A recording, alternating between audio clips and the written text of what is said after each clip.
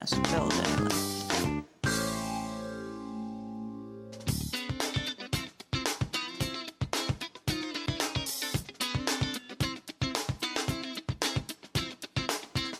From Pacifica, this is Democracy Now!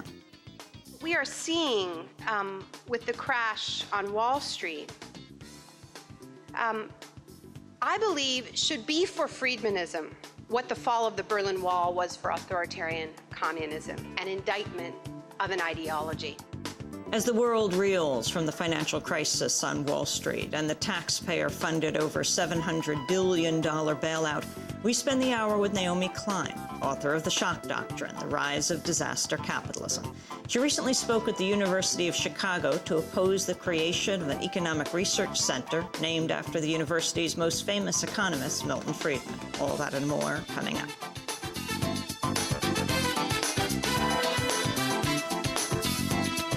Welcome to Democracy Now!, democracynow.org, The War and Peace Report. I'm Amy Goodman.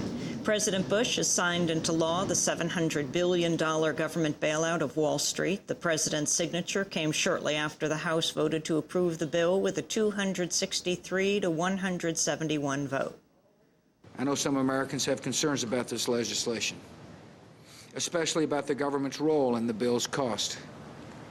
As a strong supporter of free enterprise, I believe government intervention should occur only when necessary. In this situation, action is clearly necessary. 58 Congress members who voted against the bailout Monday switched sides to support it in Friday's vote. The bill included more than $100 billion in corporate and personal tax breaks. Critics say the new provisions amount to earmarks for incumbents wary of public opposition. Beneficiaries of the tax breaks include the auto racing body NASCAR, manufacturers of wooden arrows, and importers of Puerto Rican rum. House Speaker Nancy Pelosi said the bill was essential to protect average Americans. As we observe the passage of a very serious piece of legislation, we must do so with an eye to the future. We're faced with a situation that had terrible ramifications for everyone on Main Street, but all the attention was on Wall Street. We want to turn that attention, and that was our intent in the legislation. Democratic Congress member Dennis Kucinich was one of the leading congressional opponents of the Wall Street bailout. In an interview with the website Truthdig, Kucinich called the bill, quote, the largest single act of class warfare in the modern history of this country. He continued, the Democrats have unfortunately become so enamored and beholden to Wall Street that we're not functioning to defend the economic interests of the broad base of the American people. This is an outrage. This was democracy's Black Friday, he said. Meanwhile, the Treasury Department has reportedly made its selection of who will oversee the bailout's implementation. According to the Washington Post, the Treasurer has tapped Neel Kashkari, an Assistant Secretary of International Affairs and a former executive of the investment firm Goldman Sachs, where Paulson also worked. Kashkari has been a close advisor to Treasury Secretary Henry Paulson, who's also a former Goldman Sachs executive, serving as its chair and CEO. Kashkari led Goldman Sachs Security Investment Division during his stint there. Meanwhile, officials say that despite warnings of the bailout's urgency from its proponents, the Treasury will not begin purchasing hundreds of billions in troubled Wall Street assets until the middle of next month. The mortgage giant Countrywide Financial has reportedly reached a settlement with several states in a suit accusing it of predatory lending. In what the Los Angeles Times calls the largest loan modification program in history, Countrywide owner Bank of America would provide up to $7.7 billion towards reworking the terms of some 400,000 loans. Not all homeowners with Countrywide loans will qualify under the deal. Countrywide's been at the center of the subprime loan crisis. It's currently under investigation for giving misleading information on its financial condition in security filings. In other economic news, new government figures show the workforce shed 159,000 jobs last month. It was the worst one-month drop in 5 years. On the campaign trail, Senators Barack Obama and John McCain meet for their second debate tomorrow night at a town hall event in Nashville, Tennessee. The McCain campaign has begun what it calls a new phase of intensified attacks on Obama. On Saturday, Republican vice presidential nominee Sarah Palin raised Obama's alleged links to Bill Ayers, a former member of the Vietnam-era militant group, the Weather Underground. One of his earliest supporters is a man who, according to the New York Times, was a domestic terrorist and part of a group that, quote, launched a campaign of bombings that would target the Pentagon and the U.S. Capitol. Bill Ayers today is a tenured professor at the University of Illinois at Chicago, a well-known expert on juvenile justice. It said he and Obama have few ties beyond living in the same Chicago neighborhood and having once both served on the board of the same two nonprofits. Ayers also hosted a fundraiser for Obama when he ran for the state Senate. Chicago Mayor Daley has called Ayers a valued member of the Chicago community. In North Carolina, Obama dismissed the allegations as a desperate political ploy.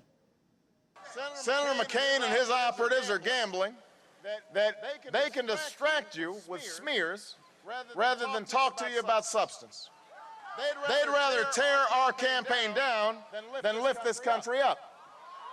That's what you do when you're out of touch, out of ideas, and running out of time. In other election news, today is the deadline for voter registration in nearly half the nation's states. USA Today reports Democrats have added more than 800,000 voters in the 8 most competitive states: Florida, Pennsylvania, North Carolina, Colorado, Iowa, Nevada, New Mexico, and New Hampshire. Republicans are said to have lost 300,000 voters in those states. According to the Washington Post, the ratio of new Democratic to Republican voters in Florida is more than 2-to-1. In Colorado and Nevada, 4-to-1. And in North Carolina, 6-to-1. In Iraq, 11 Iraqis have been killed during a U.S. raid in Mosul. A suicide bomber detonated his vest in the midst of the attack. It's unclear whether deaths were caused by the suicide bombing or U.S. gunfire. The victims were all reportedly members of the same family. The State Department's coming under new scrutiny for outsourcing to private firms the task of investigating other private contractors for criminal activity in Iraq. ABC News reports the Bureau of Diplomatic Security is now relying on a company called U.S. Investigations Services, USIS, to handle the bulk of its probes. The most controversial investigation surrounds the killings of the 17 Iraqi civilians by employees of the military firm Blackwater Worldwide in Baghdad's Nisour Square. The one-year anniversary of the Nisour Square massacre passed last month without a single criminal charge to date. According to ABC News, 8 USIS employees comprise the majority of the Federal Investigations Unit, the government body formed to probe contractor crimes. In Afghanistan, a senior British military commander has said he doesn't believe the NATO occupying force can defeat the Taliban. In an interview with the Sunday Times of London, Brigadier Mark Carleton-Smith said, quote, "We are not going to win this war. It's about reducing it to manageable level of insurgency that's not a strategic threat and can be managed by the Afghan army." Carleton-Smith heads British forces in the volatile Helmand province. His comments come days after Britain's ambassador to Afghanistan, Sherard Cowper-Coles, told a diplomatic gathering that he believes the NATO occupation is a failure. In Pakistan, at least 24 people have been killed in the latest U.S. attack near the Afghan border. The attack occurred Friday in Pakistan's North Waziristan province. Meanwhile, the Pakistani government's dismissing new speculation it authorized the U.S. to carry out the strikes. The Wall Street Journal reported Saturday new Pakistani President Asif Ali Zardari said he had consented to the attacks, but Pakistan's denying the report. In the occupied territories, Palestinians have begun their annual olive harvest amidst ongoing harassment from Jewish settlers in the West Bank. The Israeli peace group Rabbis for Human Rights says it's deployed activists to 40 Palestinian villages to act as human shields for the olive growers.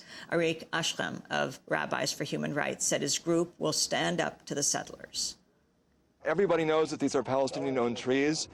Behind us in the background is an outpost called Chazon David, which has been created because settlers would like to have a path from Kiryat Arba to the Maqbala cave, and as part of their effort to create facts on the ground, they've been trying to create this outpost here to take more and more Palestinian land. Back in the United States, a new analysis of the environmental toll from Hurricane Ike